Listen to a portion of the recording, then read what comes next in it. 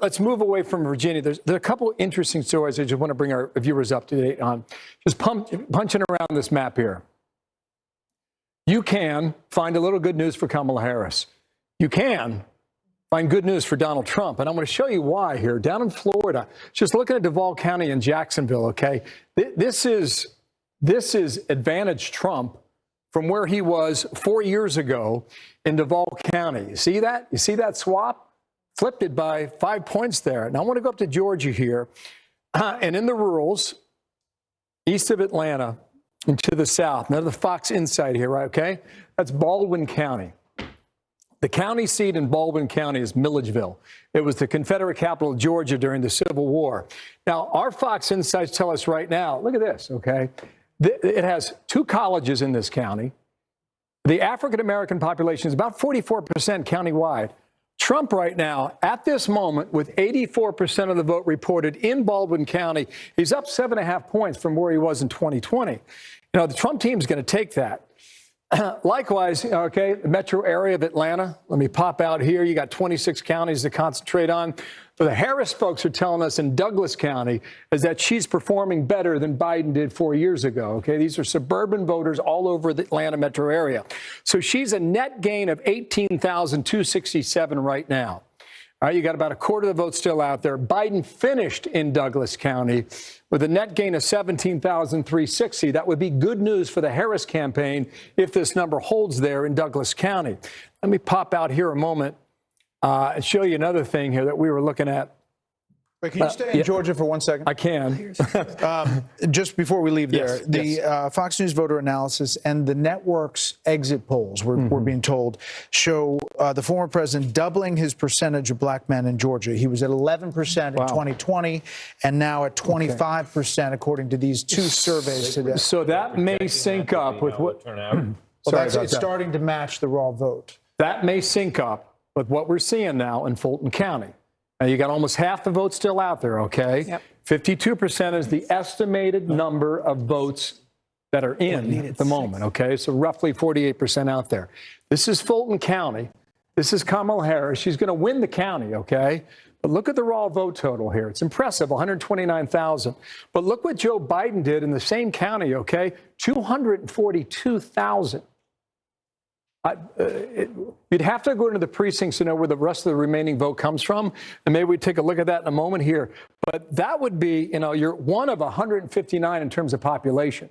So maybe what you're saying, Brett, about the African-American male vote there is true in places like Fulton County, Georgia. Just want to caution you, there's still a lot of vote out there, but we're going to keep a very close eye on Fulton County starting right now into the night here in Georgia. And Bill, do you have any indication that turnout is a bit lower than 2020, because that would affect some of what you're doing in these comparisons as well? I can tell you this, Martha. Before Election Day, Brad Raffensperger, the Secretary of State, set up an awesome website. And I mean, just county by county with the early vote. I was on there every hour of every day just trying to analyze it. One thing that was evident from the early vote, don't know about today just yet, but based on the early vote, the African-American population in Georgia is about 33% statewide. What the political analysts will argue is that you need, in order to win statewide as a Democrat, you need 30% of that vote. And the early vote indicated that Kamala Harris was just a tick above 26%.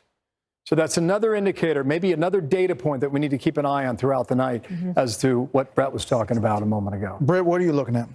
Well, I've been keeping an eye on this issue that was raised in our voter analysis. It said that fully half of all voters said the future of democracy is the most important factor in their vote. That's a big number. I mean, that's a lot of people worried about that. Now, Trump gets some of those voters, but 60% of them are more going for Harris. I think that issue, democracy, is about one thing, about Trump and fear of Trump. So it's the same factor we keep coming back to time and again is, you know, the Trump factor in this race is, you know, is he able to overcome the resistance to him, which has been so dominant in 3 previous cycles? And that's what that vote is about. Because if you were just running on the issues that include the most important, economy, immigration, right. You wouldn't see wouldn't see that, but you got half of people thinking that's important. And That's a Trump. it That's a Trump a issue. huge issue for 2020, and it also resurfaced a bit with candidate selection in 2022. Certainly did. That he got blamed for. So the question is, are we going to see the increase in his approval numbers translate into something positive for him tonight? And if you work your way back to what that's about January 6th. Can I And clarify the something? price he paid politically for January 6th is still being paid. And it also was hammered over and over again by current President Biden, the former candidate. You know, the threat to democracy was really on his lips pretty much every minute. And Vice President Harris didn't take that ball for a lot, but she did come back to it towards the end of the campaign. The other thing about it I think is striking is it shows you the power of the media, because in many ways, it's a BS issue when you think about it. I mean, think about it. Go back to January 6th, which was supposed to be the moment when we all thought we should fear this, that our democracy was fragile. It was the premise of the January 6th special committee that we, as the co-chairman of the committee put it, we came critically close to losing our democracy. It's ridiculous. I mean, that our democracy is pretty sturdy. Our checks and balances worked. The thing was over in a matter of hours, and yet here we are. It's still a factor. And here we are with a political rise from January 7th, 2021, to a candidate who is at least tied and in a good position and has a path to 270 to win the White House. Stand by, panel, if you would. Speaking of that, let's go check in with Aisha Hasni at the Trump campaign headquarters. She is in West Palm Beach, Florida tonight. What's the mood over there? Long way to go tonight, but how are things looking, Aisha? Things are looking good here. The crowd behind me still hasn't really filled up the convention center, and that's because I'm told that there's a long security line. Apparently, a lot of folks are at the Hilton partying right next door and still haven't made their way over, and that's because there's a really long security line. They got to go through the max before they get in here. So that is what's holding up the people, the spaces that you see behind me, and why that hasn't filled up just yet. I want to just talk about, you guys were on the big screen when you called Florida in here, and everybody erupted into a cheer. I was just talking to Congressman Mike Waltz of Florida, of the great state of Florida, and he was telling me how it was a record early vote turnout, and that's why. And he thinks that's going to resonate across the country today. People are going to come out and vote for Trump. Back to you guys. Thank you, Aisha. Aisha, thanks. Let's check in with Jackie Heinrich. She's at the Harris campaign headquarters in Washington, D.C. Hi, Jackie. Hey there, guys. It's quite a different scene out here compared to where Aisha is. I should note that at Harris headquarters, we don't actually have Harris campaign officials because they're all in Wilmington tonight. So we're trying to get a sense from campaign officials about who was invited to this event, how many thousands will be here, and who's in the crowd. But I am hearing from people close to the vice president, sort of watching these reports come in. They started tonight very anxious about Georgia, and the first batch of data that they're getting is leaving them feeling pretty buoyed about it.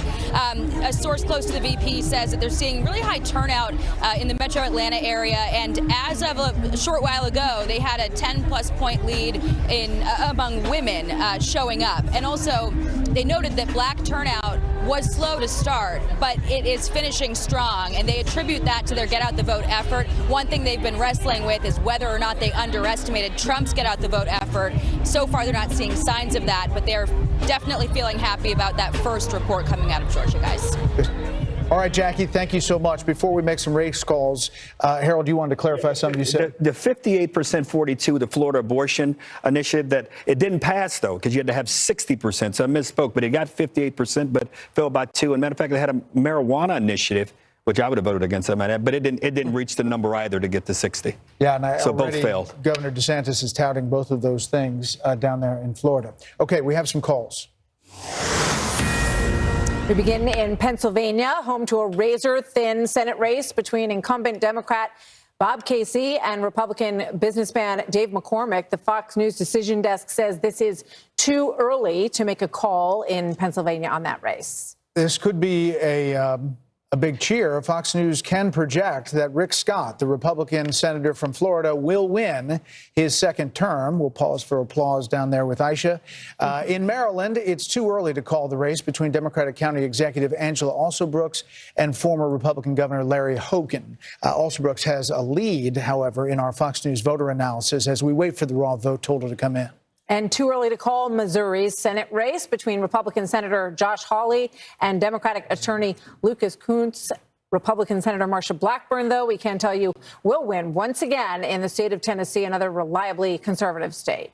In Mississippi, longtime GOP Senator Roger Wicker will take home another victory. The Fox News Decision Desk can project that in Massachusetts, Democratic Senator Elizabeth Warren will win her third term.